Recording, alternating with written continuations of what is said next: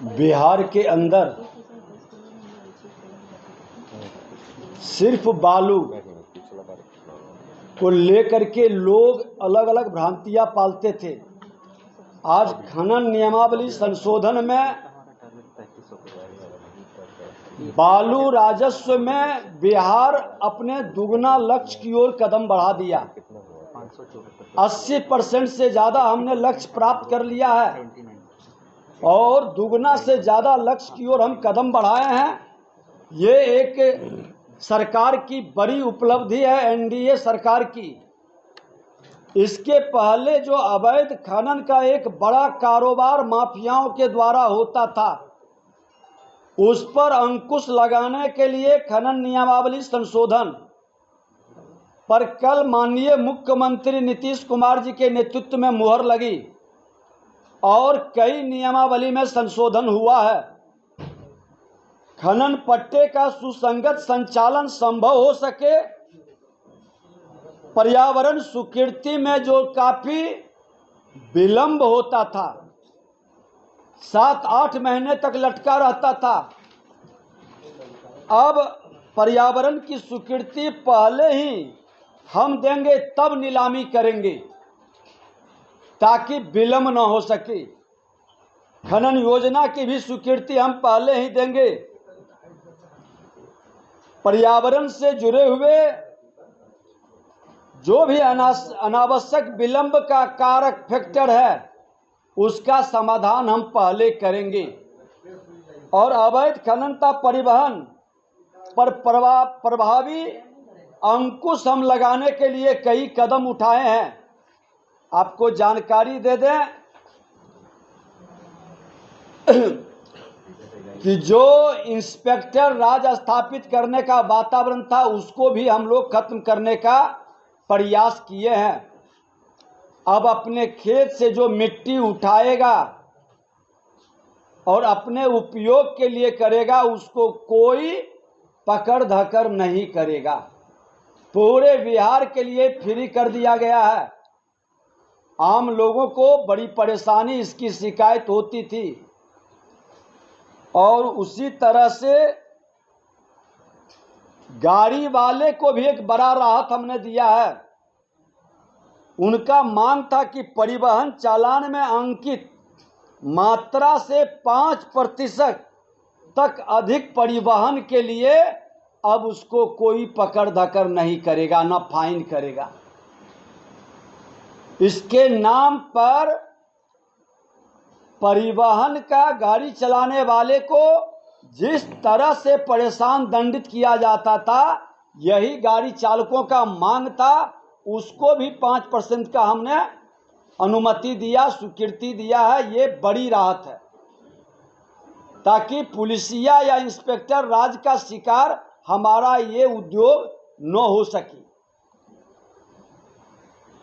बालू और खाद के जमा होने पर, बालू और गाद के जमा होने पर हमारे किसान बंधुओं को होने वाले परेशानी को भी दूर करने का हमने प्रयास किया है। खनन से प्राप्त होने वाले राजस्व में हमारी वृद्धि होगी, क्योंकि गाद को हटाने के लिए हमें खर्च करना पड़ता था।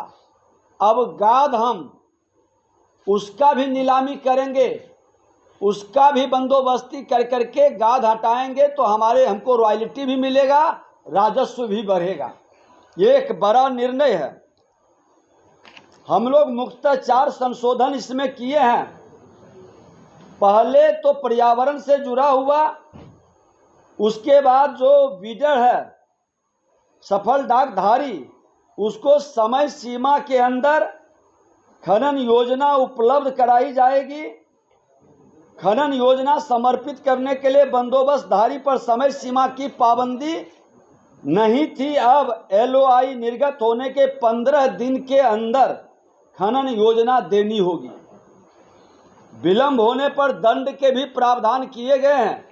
कुछ लोग इसका नाजायज फायदा उठाते थे, कई महीनों तक लटका के रखते थे और हमारी नियमावली में ये कमी था जिसका लाभ अवैध खनन के लिए प्रोत्साहित करता था। अब विलंब होने पर 1 सप्ताह विलंब होने पर 1 लाख का दंड, 1 से 2 सप्ताह पर 2 लाख का दंड, 2 से 4 सप्ताह होने पर बिडिंग का 0.5% और इससे अधिक 4 सप्ताह से अधिक अगर जो वो विलंब करेंगे LOI रद्द करने तथा सिक्योरिटी जब्त करने की कार्रवाई की जाएगी। अवैध खनन एवं परिवहन के लिए दंड का प्रावधान भी किया गया है। बिना वैध अनुमति के खनन वर्जित होगा। बिना वैध चालान और गैर वाणिज्यिक वाहन से परिवहन वर्जित होगा। उल्लंघन की स्थिति में ट्रैक्टर ट्रॉली पर 1 लाख रुपया, मेटाडोर हाफ ट्रक पर 2.5 लाख रुपया, फुल बॉडी ट्रक पर 4 लाख रुपया, डंपर 10 चक्का पर 8 लाख रुपया और इससे हैवी वाहन क्रेन लोडर पावर हैगर पर 10 लाख रुपया का दंड का प्रावधान है।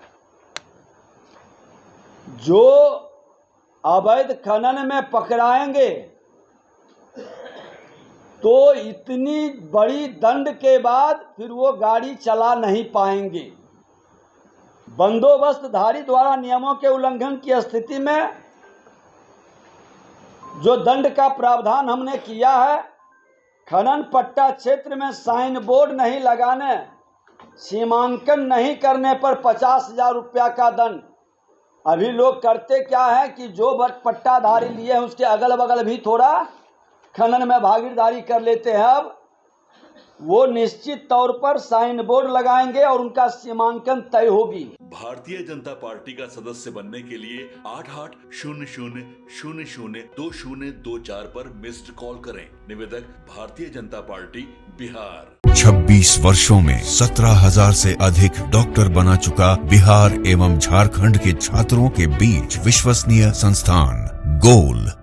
26 वर्षों में 17,000 से अधिक डॉक्टर बना चुका बिहार एवं झारखंड के छात्रों एवं अभिभावकों के बीच सर्वाधिक विश्वसनीय एवं लोकप्रिय संस्थान गोल, नेशंस लीडिंग इंस्टीट्यूट। हमारा विश्वास गोल के साथ।